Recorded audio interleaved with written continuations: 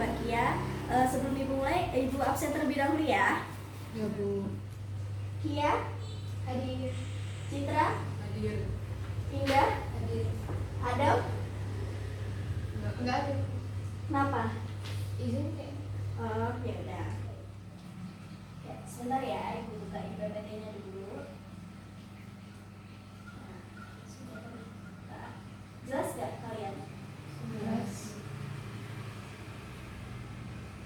Ya, sudah.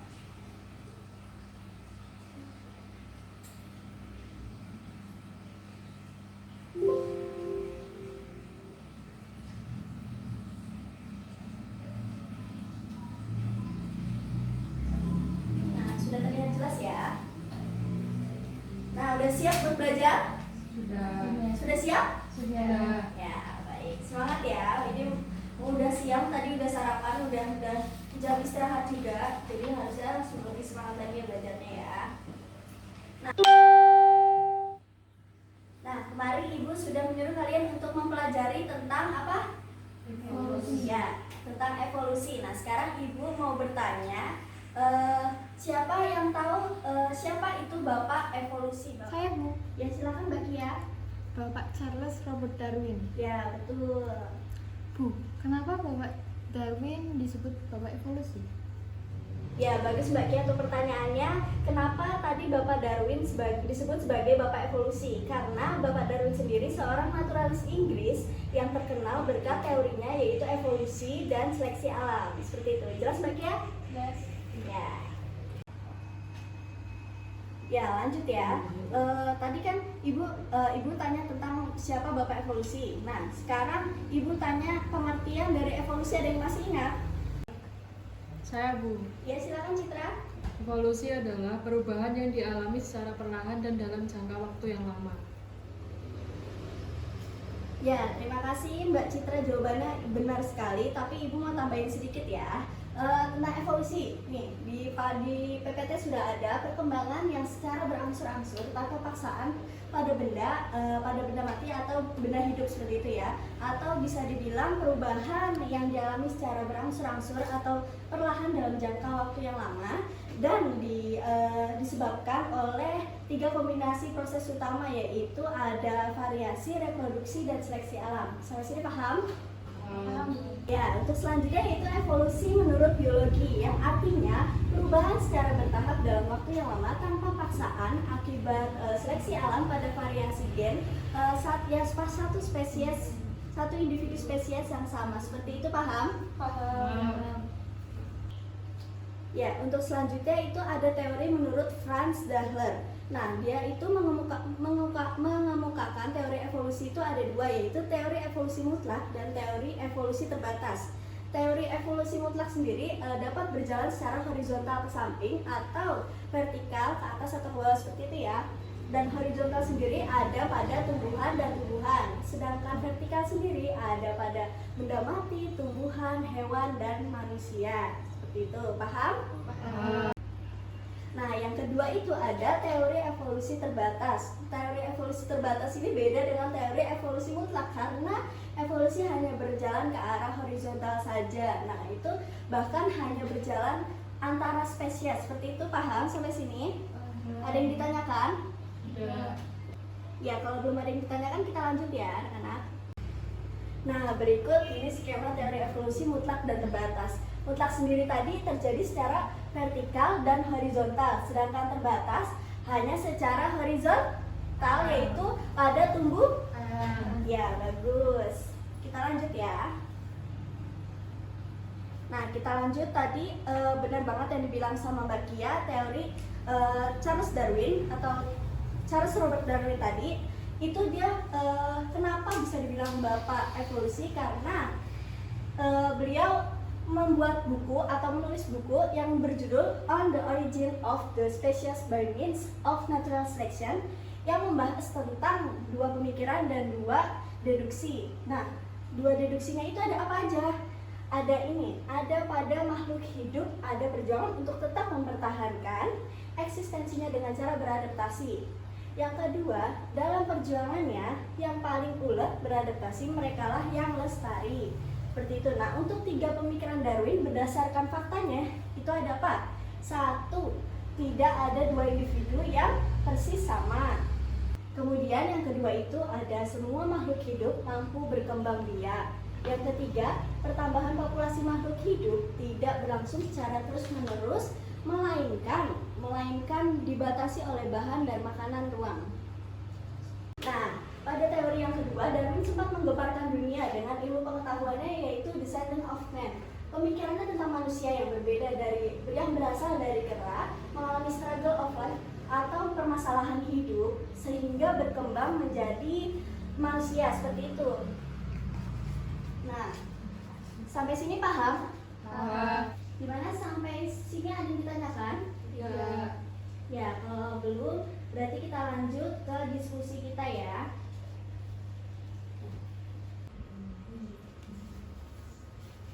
Untuk diskusi pada siang hari ini, Ibu akan membagikan sebuah gambar untuk kalian yang dimana akan kalian kaitkan dengan teori evolusi dari para ahli. Seperti itu, misal jerapah. Kalian pasti udah pada tahu karena kalian udah belajar ya kemarin ya, udah Ibu suruh belajar. Nah, sekarang Ibu bagi-bagi dulu ya.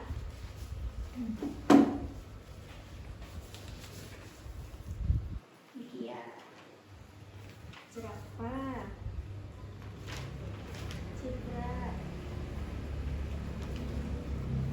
Ya, masing-masing udah pada dapat ya. Masing-masing udah dapat gambarnya. Nah, sekarang Ibu kasih waktu 10 menit untuk mengaitkan dengan teori evolusi dari para ahli. Seperti itu, paham? Paham. Dimulai dari sekarang.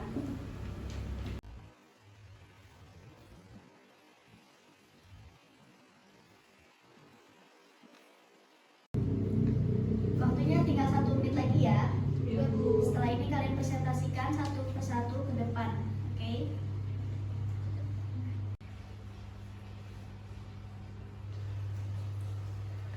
Gimana ini kesulitan? Citra ada kesulitan? Belum ya. Kia dapat apa? Jerapah. Ada kesulitan? Belum. Ya, dikerjain dulu ya.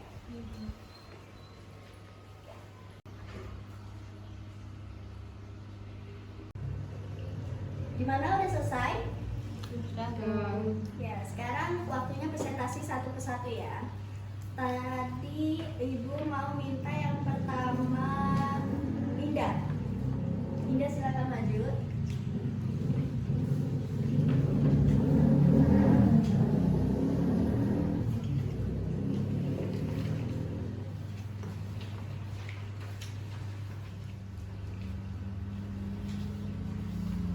Di sini saya mendapatkan gambar kupu-kupu.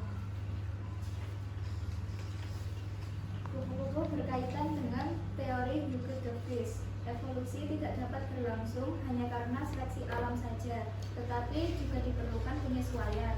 Mutasi adalah perubahan spesies secara drastis karena terjadi perubahan gen atau kromosom sel. Kromosom dan gen adalah bagian sel makhluk hidup yang menurunkan warisan sifat dari induk kepada keturunannya. Misalnya mutasi pada kupu-kupu. Kupu-kupu juga berkaitan dengan teori Fischer. Terjadinya mutasi didorong oleh adanya seleksi alam. Menurut H.J. Miller, sinar X dapat mempengaruhi gen sehingga terjadi mutasi. Di dalam gen inilah terdapat DNA dan RNA yang merupakan materi dasar kehidupan dan evolusi. Ya, terima kasih. Terima kasih Indah, silakan kembali ke tempat. Untuk selanjutnya Citra, silakan maju.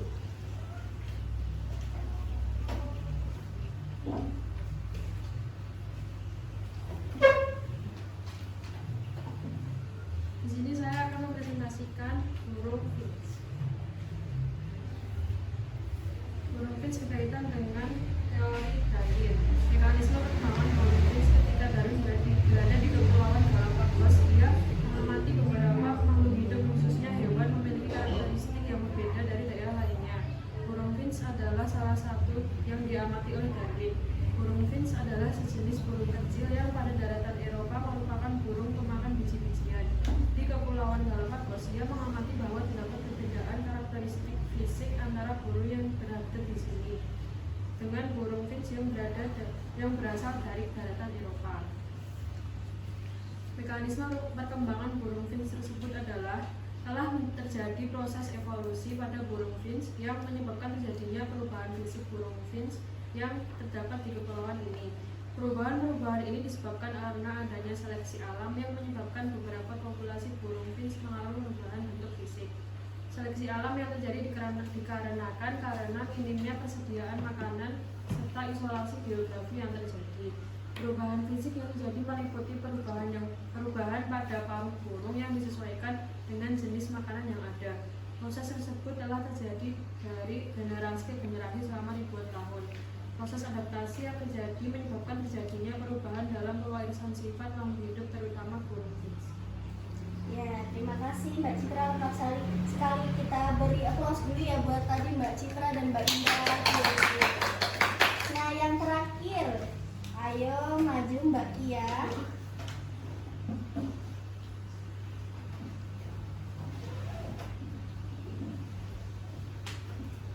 Di sini saya dapat gambar jerapah yang berkaitan dengan evolusi lamak.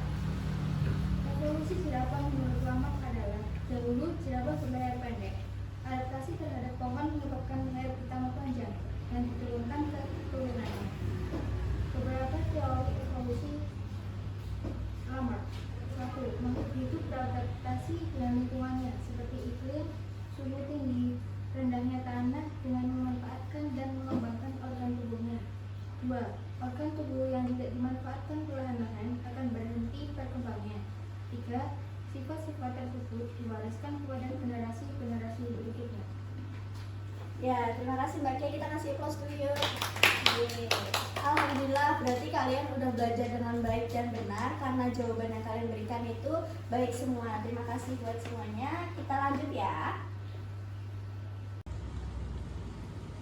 Ya, untuk selanjutnya Ibu akan menjelaskan satu persatu lagi terkait hewan-hewan yang tadi kalian dapatkan dengan teorinya para ahli seperti itu ya. Yang pertama itu tadi ada jerapah. Tadi yang dapat jerapah Mbak Kia ya, benar? Ya. Untuk teori jerapah sendiri berkaitan dengan teori Jean Baptiste Lamarck. Karena apa? Yang pertama, makhluk hidup beradaptasi dengan lingkungannya, yaitu suhu, iklim, kemudian tinggi rendahnya tanah dengan memanfaatkan dan mengembangkan organ tubuhnya. Yang kedua, organ tubuh yang tidak dimanfaatkan perlahan-lahan akan berhenti perkembangannya. Dan yang ketiga, sifat-sifat tersebut diwariskan kepada generasi-generasi berikutnya. Nah, untuk selanjutnya kenapa Lamarck menyebutkan jerapah sebagai teori evolusinya? Karena jerapah sendiri kan suka makan daun-daun yang tinggi-tinggi itu ya, pohon yang tinggi. Nah, kenapa itu bisa terjadi? Karena pohon makin lama pun makin tinggi. Nah, menurut Lamarck sendiri, jerapah pun juga seperti itu, mengikuti perkembangan tumbuh pohon. Jadi pohonnya semakin tinggi, dia pun makannya juga lehernya itu ngikut tinggi seperti itu. Nah, itu menurut J.B. Lamarck seperti itu ya. Sampai sini paham? Paham. Nah, jerapah tersebut pun mengikuti seperti itu terus sampai keturunan cicit-cicitnya seperti itu ya. Kemudian kita lanjut untuk tadi yang mendapatkan burung finch. Siapa tadi yang mendapatkan burung finch? Saya. Ya, Citra mendapatkan burung finch. Benar sekali yang tadi udah dijelasin sama Citra. Sekarang Ibu ingin menjelaskan tentang mekanismenya. Kenapa sih burung finch dikaitkan dengan teori evolusi? Nih, karena mekanisme perkembangan burung finch ketika Darwin berada di Kepulauan Galapagos, ia mengamati beberapa makhluk hidup, khususnya hewan yang memiliki karakteristik yang berbeda dari yang lainnya. Nah, burung finch tersebut salah satu diamati oleh Darwin. Burung finch adalah sejenis burung kecil yang hidup di daratan dan memakan biji-bijian seperti itu. Kenapa burung finch dikaitkan dengan evolusi? Karena mereka sebenarnya semuanya mirip, tetapi mereka sebenarnya memiliki paruh yang berbeda seperti itu. Untuk makan biji-bijian itu mereka punya cara yang berbeda-beda.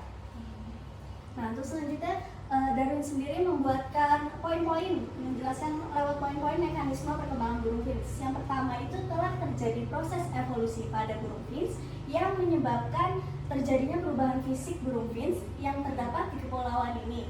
Kemudian perubahan-perubahan ini disebabkan karena adanya seleksi yang mengalami atau menyebabkan beberapa populasi burung finch mengalami perubahan bentuk fisik gitu. Terus yang ketiga, seleksi alam terjadi dikarenakan karena minimnya persediaan makanan serta isolasi geografi yang terjadi.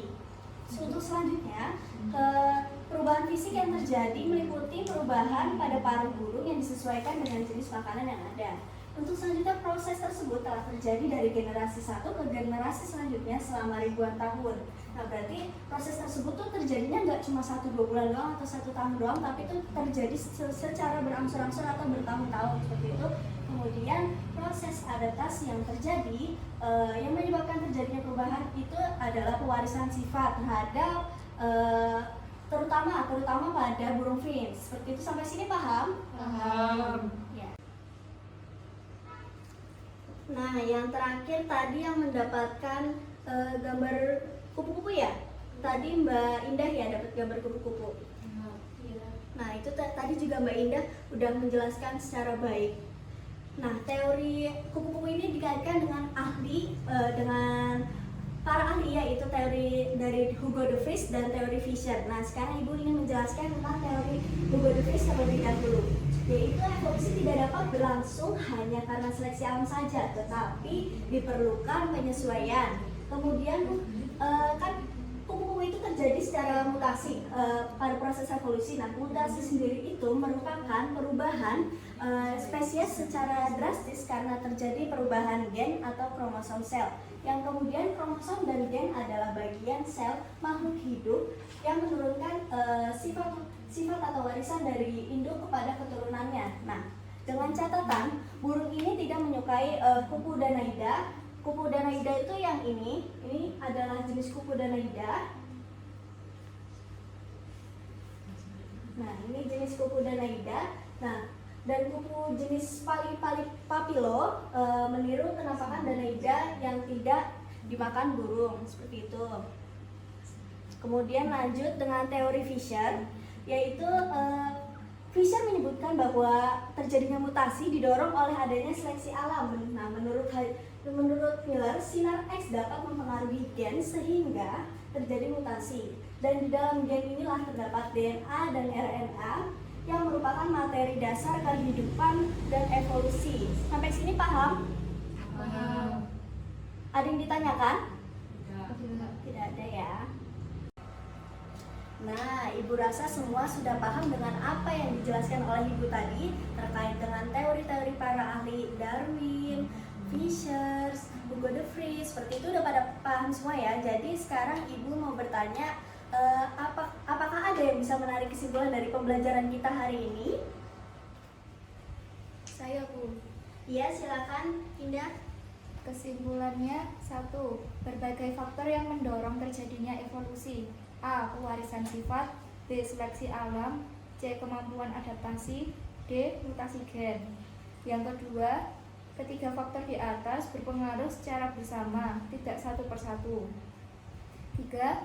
Evolusi buatan adalah evolusi cepat yang disebabkan karena buatan manusia atau laboratorium. Misalnya persilangan tumbuhan atau hewan. Ya, benar sekali yang disampaikan oleh Mbak Indah tadi, itu semua benar. Dan Ibu berharap pembelajaran kali ini tidak dilupakan ya, diingat-ingat terus karena minggu depan kita akan ada ulangan. Nah, sebelumnya Ibu akan memberikan tugas buat kalian. Minggu depan kita akan mempelajari tentang faktor-faktor yang menghambat atau faktor-faktor yang mempengaruhi terjadinya evolusi. Kalian cari di rumah, besok Ibu tagih ya. Ya, Bu. Ya, sampai sini ada yang ditanyakan? Tidak. Kalau tidak ada, diingat-ingat ya tadi tugas-tugas yang Ibu berikan dan materi-materinya tadi sudah dicatat semua kan? Sudah. Ya, bagus. Ya. Karena waktu pembelajaran sudah habis, ini benar dari ditanyakan lagi nih? Tidak. Sebelum Ibu tutup nih, ada nggak yang ditanyakan? Tidak. Ya, jika tidak ada, Ibu tutup dengan bacaan hamdalah bersama-sama. Alhamdulillah.